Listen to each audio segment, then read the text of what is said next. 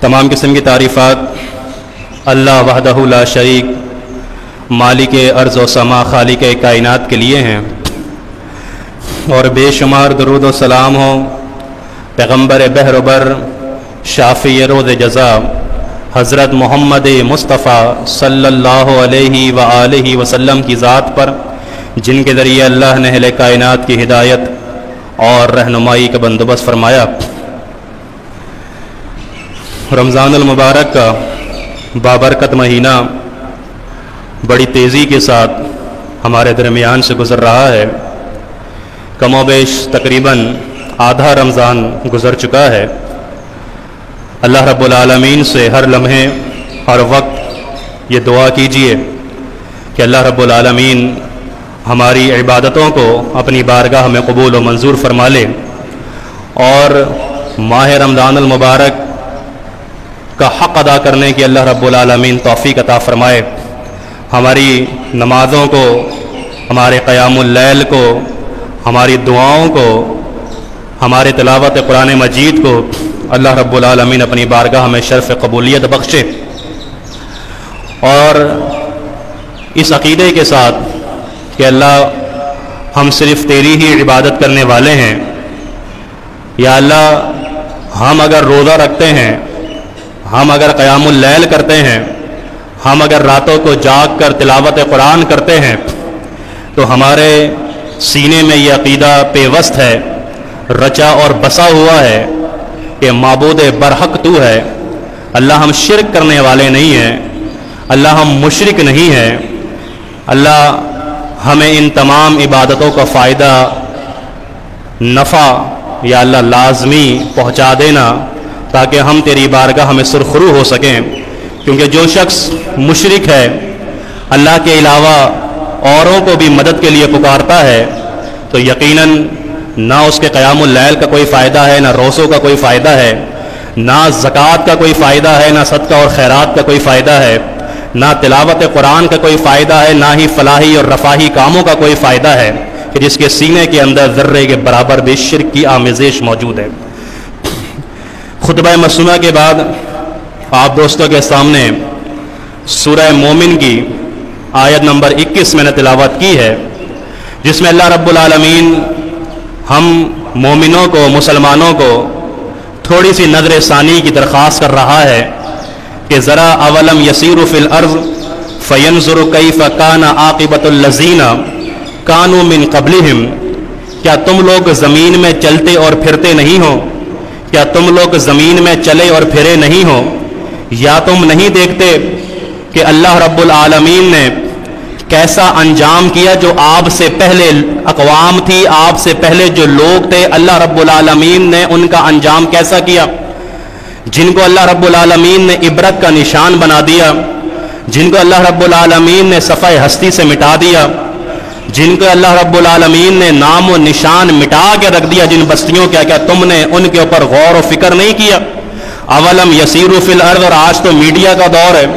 उन अक़वाम को, उन कौमों को जिनको अल्लाह ने अपने अज़ाब से दो चार किया, अल्लाह ने उनको तबाह और बर्बाद किया, आप सर्च करके देख लें, वो चीज़ें, वो कौमें, वो ज़मीनें, वो तमाम की तमाम रिवायात आपके सामने आ जाएंगी कि अल्लाह रब्बुल आलमीन ने इन कौमों को कैसे तबाह और बर्बाद कर दिया। अल्लाह रब्बुल आलमीन फरमाता है कि कानू हुम अशद्द मिनहुम, हालांकि वो तुमसे ज़्यादा ताकतवर थे, वो तुमसे ज़्यादा ताकतवर थे, मजबूत थे। अल्लाह रब्बुल आलमीन ने उनको बड़ी ताकत मुहैया की थी। अल्लाह रब्बुल आलमीन ने उन अक़वाम को, उन अक़वाम के बाशिंदों को बहुत ज़्यादा वसाइल और नेमतों से माला माल किया था, लेकिन उसके बावजूद अल्लाह रब्बुल आलमीन ने उनको तबाह और बर्बाद कर दिया, उनका नाम सफ़ाए हस्ती से मिटा के रख दिया। फिर ऐसा हुआ क्यों? अल्लाह रब्बुल आलमीन फरमाता है फ़अख़ज़हुमुल्लाहु बिज़ुनूबिहिम, उनके गुनाहों की वजह से हमने उनको पकड़ लिया। हमने दी थी उनको आसाइशें, हमने दी थी उनको नेमतें, हमने दी थी उनको ताकतें, हमने उनको मजबूत बनाया था, हमने उनको ताकतवर बनाया था, सारी चीजें उनके पास मौजूद थी। जो तुमसे पहले गुजरी, अल्लाह आपसे मुखातिब है, जो तुमसे पहले गुजरी अक़वाम उनके पास सब कुछ मौजूद था, لیکن اللہ رب العالمین نے ان کے گناہوں کی وجہ سے ان کو پکڑ لیا، اور پھر جب اللہ کا عذاب آتا ہے تو اللہ کہتا ہے کہ میرے عذاب سے کوئی تمہیں بچانے والا نہیں ہے۔ ان بطش ربک لشدید، جب تیرا رب پکڑتا ہے تو تیرے رب کی پکڑ بڑی شدید ہے، اس کو کوئی چھڑا نہیں سکتا۔ اللہ رب العالمین تنبیہ کر رہا ہے، اللہ خبردار کر رہا ہے، اللہ نصیحت کر رہا ہے، اللہ نظر ثانی کا کہہ رہا ہے کہ دیکھو وہ قومیں تم سے طاقتور تھی، ارم ذات العماد التی لم یخلق مثلها فی البلاد، ان کے جیسے ہم نے شہروں کے اندر پیدا نہیں کیے تھے، لمبے لمبے ستونوں والے ہم نے لوگ بنائے تھے، اتنے لمبے لمبے قد کہ ستونوں جتنے ان کے قد تھے، پلر جتنے ان کے قد تھے، لیکن ہم نے ان کو تباہ کر دیا۔ کیوں؟ کیونکہ وہ ہماری سرکشی کرنے لگے تھے، وہ ہمارے احکامات کو جھٹلانے والے بن گئے تھے، روگردانی کرنے والے بن گئے تھے، اس لیے ہم نے ان کو پکڑ لیا۔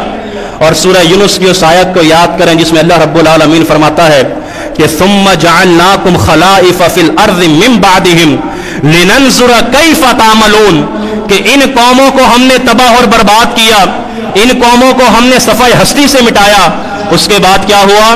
ثم پھر جعلناکم خلائف فی الارض، ہم نے زمین پہ ان کا جانشین تم کو بنایا، ان کا جانشین تم کو بنایا، ان کے بعد ہم تم کو لے کر آ گئے، من بعدہم، ان کے بعد اللہ کیوں لے کر آئے؟ اللہ قومیں تو برباد ہو گئی، تباہ ہو گئی، صفحہ ہستی سے مٹ گئی، آپ نے ہمیں ان کا نائب بنا دیا، خلیفہ بنا دیا۔ اللہ کیوں؟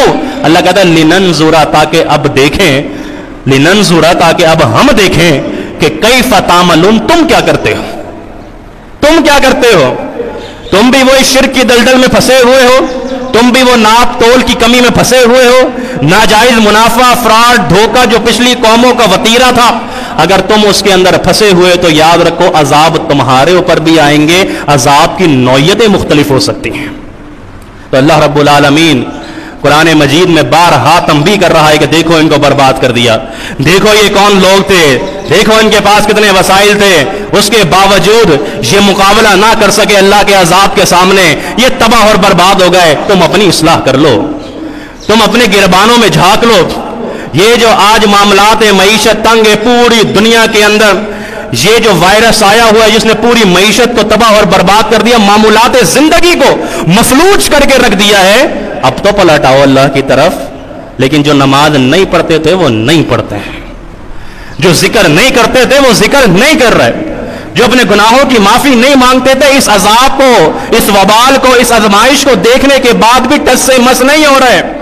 مسجدوں میں جو ایک صف تھی وہ ایک ہی صف ہے، وہ 2 اور 3 نہیں ہو رہی۔ وہ جو معاملات تھے، جھوٹ تھا، دھوکہ تھا، ناجائز منافع خوری تھی، وہ سب چل رہی ہے، وہ سب کچھ موجود ہے۔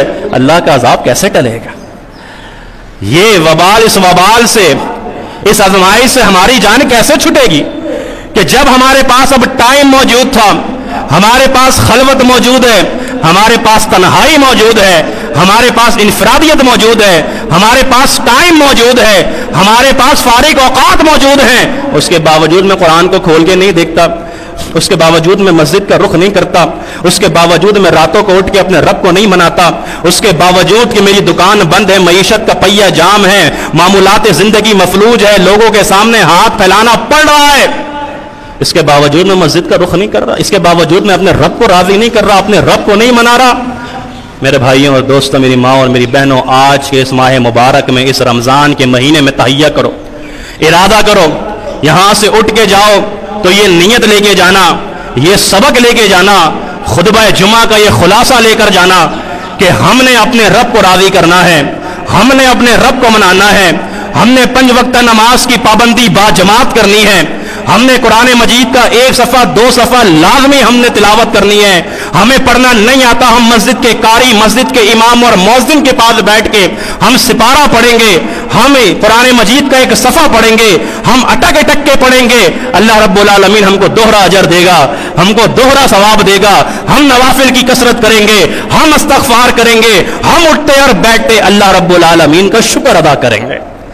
میرے بھائیوں، یہ جو وبائیں، عذاب، قومیں جو تباہ اور برباد ہوئی ہیں نا، قرآن مجید کا مطالعہ کرو، آپ کو جو ایک بڑی وجوہات میں سے جو بڑی وجہ نظر آئے گی وہ ناشکری ہے، ناشکرے تھے۔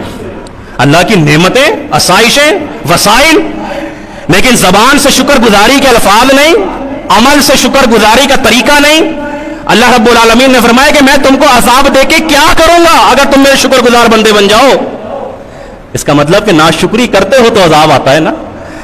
اللہ اکبر. پہلے گورنمنٹ جاب بھی تھی، پرائیویٹ بھی کر رہے تھے، اور اگر شام میں کوئی پارٹ ٹائم، کوئی ٹھیلا، کوئی دکان، کہیں بیٹھنے کی جگہ مل گئی تو وہاں بھی جا کے بیٹھتے تھے. چاروں طرف سے پیسے تو آ رہے تھے، مال تو بن رہا تھا، لیکن شکر گزاری کے الفاظ زبان پہ نہیں تھے. بھائی کیسا چل رہا ہے سب کچھ؟ بس بھائی چل رہا ہے، گاڑی چل رہی ہے، مل جاتی ہے روٹی 2 وقت کی، بس یہی چل رہا ہے، ہو جاتا ہے. اس طرح کے الفاظ تھے. اور آج جب سب کچھ بند ہو چکا ہے، آج جب کوئی پائی پیسہ نہیں ہے، تو میرے بھائی اب اللہ کا شکر ادا کرو کہ اب بھی اللہ نے تمہیں بھوکا تو نہیں مارا، تمہیں کھلا تو رہا ہے، پلا تو رہا ہے. تو اس ماہ مبارک میں آپ چلتے پھرتے اٹھتے بیٹھتے پانی کا گھونٹ لیتے ہوئے اور نوالا اور لقمہ بناتے ہوئے سوتے ہوئے جاگتے ہوئے اللہ کا شکر ادا کرو، شکر گزار بندے بن جاؤ. اللہ کی لاتعداد نعمتیں تمہارے پاس آج بھی موجود ہیں. اپنے جسم پہ غور کر لو، یہ آنکھیں کتنی بڑی نعمت ہے. یہ جوڑ ہڈیوں کے بتانے کی ضرورت نہیں ہے. سب دوست ایسے بیٹھے ہوئے ہیں کہ جانتے ہوں گے کہ اگر ہڈی کا ایک جوڑ کھل جائے تو کیا ہو جاتا ہے، کیسے معاملات ہو جاتے ہیں، زندگی مفلوج ہو جاتی ہے، فالج زدہ ہو جاتی ہے. یہ نعمتیں، یہ سماعت، یہ بصارت، یہ ذہن، یہ دل کا دھڑکنا، یہ پاؤں کا چلنا، یہ ہاتھوں میں قوت، یہ طاقت، یہ سب نعمتیں ہیں اللہ کی. اللہ کا شکر گزار بندے بن جاؤ. شکوہ چھوڑ دو میری ماں، میری بہنوں، میرے بھائیوں، شکوہ چھوڑ دو، شکایت چھوڑ دو، اللہ راضی ہو جائے گا. قوم سبا کا آپ نے تذکرہ نہیں پڑھا قرآن مجید کے اندر؟ قوم سبا اللہ نے کتنی نعمتیں دی تھی، کیسے باغات سے نوازا تھا، کون سا ایسا پھل تھا اللہ اکبر کہ جس کا باغ قوم سبا کے پاس نہ ہو. روڈ یہاں بیچ میں دائیں اور بائیں اللہ رب العالمین نے باغات، یہ لمبے چوڑے باغات، پھلوں سے لدے ہوئے درخت. اور ابن کثیر رحمۃ اللہ علیہ نے بڑی عجیب بات لکھی. امام ابن کثیر فرماتے ہیں رحمہ اللہ کہ اللہ نے اتنی نعمتیں دی تھی قوم سبا کو، اتنی نعمتیں دی تھی، اتنا اللہ نے درخت، پھل، پودے، پھول دیے تھے کہ اگر کوئی ان کے باغ میں خالی ٹوکری لے کے داخل ہو جائے، ان کے باغ میں اگر خالی ٹوکری لے کے داخل ہو جائے اور وہ یوں سر پہ رکھ کے صرف باغ سے نکل جائے، جب وہ باغ سے نکلتا تو اس کی ٹوکری پھلوں سے لدی ہوئی ہوتی تھی. اللہ نے اتنی نعمتیں دیں، اتنے وسائل دیے، اتنی چیزیں دیں، لیکن کیا کیا اس قوم نے؟ اللہ کی ناشکری کی. اللہ نے کیا کیا؟ اللہ نے برباد کر دیا، درختوں کو اکھاڑ کے پھینک دیا، اس قوم کا صفحہ ہستی سے نام مٹا دیا. اور اللہ رب العالمین نے فرمایا فلما جزیناہم بما کفروا، یہ جو ان کے درخت ہم نے اکھیڑ دیے، ہوا کو بھیج کے، آندھی کو بھیج کے، یہ جو قوم سبا کو ہم نے تباہ اور برباد کر دیا. فلما جزیناہم بما کفروا، یہ اس لیے تھا، یہ اس لیے ہوا کہ یہ اللہ کے ناشکرے تھے. یہ ناشکری قوم تھی، یہ اللہ کی شکر گزاری نہیں کر رہی تھی. اور اللہ ایسا نہیں کرتا، لیکن اللہ فرماتا ہے ناشکروں کے ساتھ اللہ ایسا ہی کرتا ہے. تو یہ تھا یا نہیں تھا میرے بھائیوں دوستوں؟ سوچیں سمجھیں کہ واقعی اللہ رب العالمین بڑے اچھے انداز سے ہمیں کھلا رہا تھا، پلا رہا تھا، سارے معاملات چل رہے تھے، لیکن شکوہ، شکایت زبان پہ تھی. یہ دور کر دو، یہ ختم کر دو. الحمدللہ، اللہ تیرا شکر ہے، اللہ ہر حال میں تیرا شکر ہے. اللہ جیسے رکھا ہے، یا اللہ لاکھوں کروڑوں سے اچھا رکھا ہے، یا اللہ ہمیں معاف کر دے، یا اللہ اب ہم شکر گزاری کریں گے، یا اللہ ہم ناشکرے نہیں بنیں گے. تو میرے بھائیوں دوستوں، یہ سبق لے کے جاؤ کہ اللہ نے جو قوموں کو برباد کر دیا تھا، تباہ کر دیا، اللہ کہتا ہے ان کو دیکھو کہ کس لیے ہوئے، اور پھر اب اپنے آپ کو دیکھو کہ یہ جو معاملات چل رہے ہیں یہ کیوں چل رہے ہیں. میں نے ایک وجہ آپ کو بتا دی ہے کہ ناشکری، شکر گزاری والے انداز اپنائیے. دل سے بھی شکر گزاری کیجئے، زبان سے بھی شکر گزاری کیجئے، اپنے عمل سے بھی شکر گزاری دکھائیے. اللہ رب العالمین ماہ مبارک ہے، مبارک ساعتیں ہیں، مبارک گھڑیاں ہیں، مبارک راتیں ہیں، مبارک تنہائی ہے.